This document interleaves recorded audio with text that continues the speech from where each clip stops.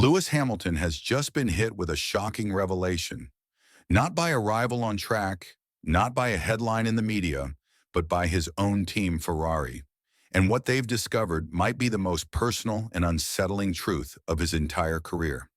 After weeks of poring over telemetry data and performance trends, Ferrari's engineers have uncovered something buried deep inside Hamilton's driving behavior, something so critical to the SF25's performance that it could explain everything that's gone wrong since he put on the red suit.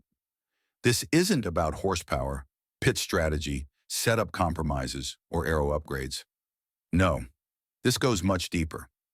Ferrari has found a trait, a pattern, a driving instinct so deeply embedded in Hamilton's style that it's now threatening to derail the very project that was supposed to make history.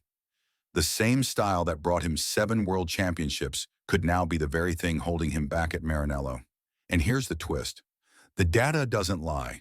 Every brake trace, every throttle curve, every steering input tells a story. And that story reveals a driver in conflict with the machine beneath him. A machine that refuses to respond the way he needs it to.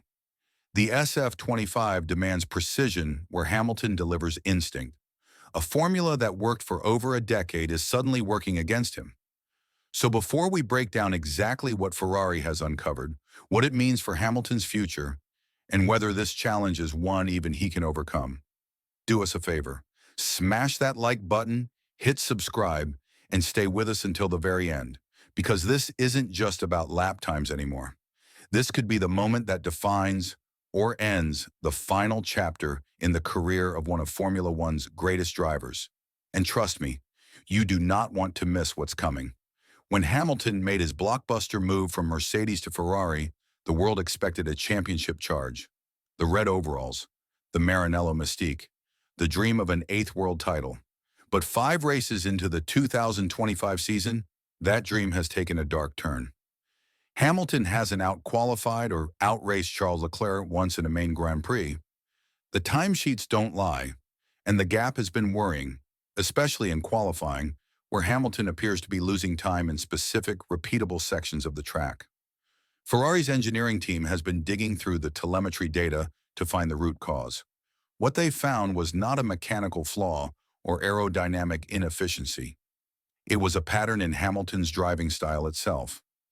In high-speed corners, there's a consistent trait, a slight but repeated increase in brake pressure compared to Leclerc.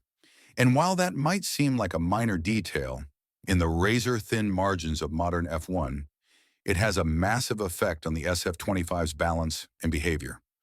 When Hamilton brakes just a fraction harder going into a fast corner, the SF25 becomes unstable. The rear lightens, the balance shifts, and the car loses the mechanical grip it so desperately needs. In a car as sensitive as this Ferrari, that momentary instability sends a ripple effect through the rest of the corner, compromising the exit, destroying traction, and adding tenths to the lap time.